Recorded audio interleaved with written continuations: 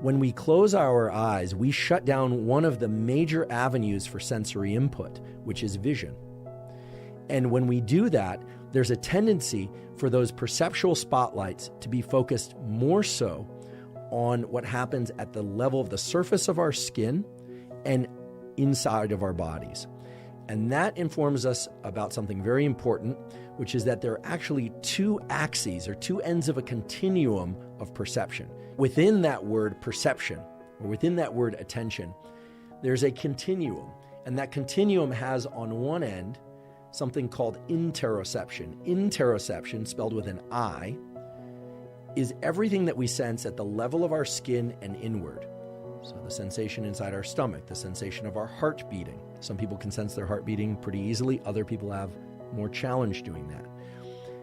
What we are feeling on the surface of our skin, how hot or cold we feel, that's interoception. In contrast, at the other end of the continuum is exteroception, spelled with an E.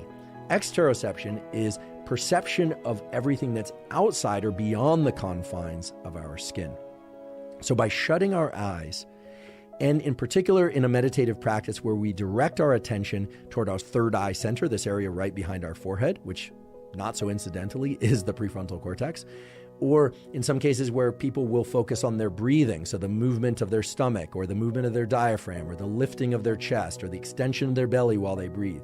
By doing that, we are taking what ordinarily is a perceptual state that's split between the outside world, exteroception, and usually also toward our inner state. Most people are generally in touch with how they are feeling from the skin inward, while they are also paying attention to what's outside of them. You can think about somebody, for instance, at a restaurant or sandwich shop about to order a sandwich and you're reading the menu, so that's exteroception. But when we close our eyes, we stop, we slow down, we focus on our breathing or that third eye center, the majority of our perception then shifts to interoception. And when we shift down to that end of the continuum of interoception, something very important happens. What happens is that those two regions, the ACC, the anterior cingulate cortex, and the insula, really ramp up their levels of neural activity. And that should make perfect sense to you because those are areas of your brain that are registering and paying attention to the various sensations of how full or empty your stomach feels, whether or not the surface of your skin feels hot or cold, and on. So by just sitting down or lying down and closing your eyes, your brain undergoes a massive shift from exteroception to interoception. Now, that's not to say you can't be distracted by external events, and in fact, many people are.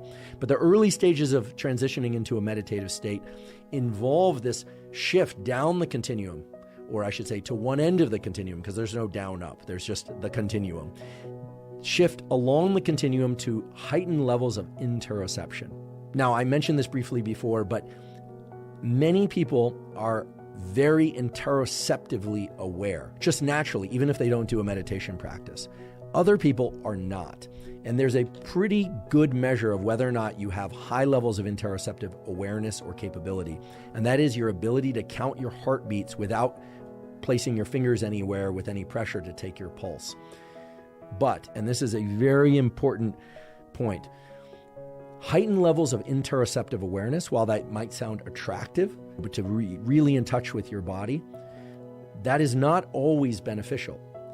Why? Because many people who, for instance, have excessive levels of anxiety, because they are very keenly aware of any subtle shift in their heart rate or breathing or change in the sensations within their stomach.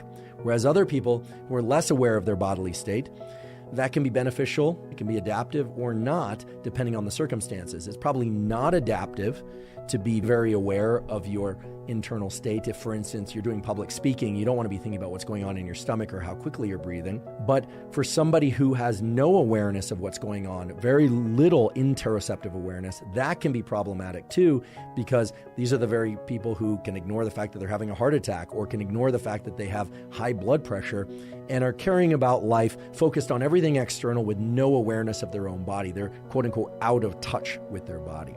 So we want to be very careful about placing valence, which is a sort of value of good or bad, on interoceptive awareness versus exteroceptive awareness. More importantly, we want to emphasize that when you undergo a meditation practice, if it's of the sort where you stop your movement and close your eyes, you are training for interoceptive awareness. Actually, a meditation like a walking meditation or even a seated meditation where they are bringing their focus to a place outside their body as opposed to inside their body.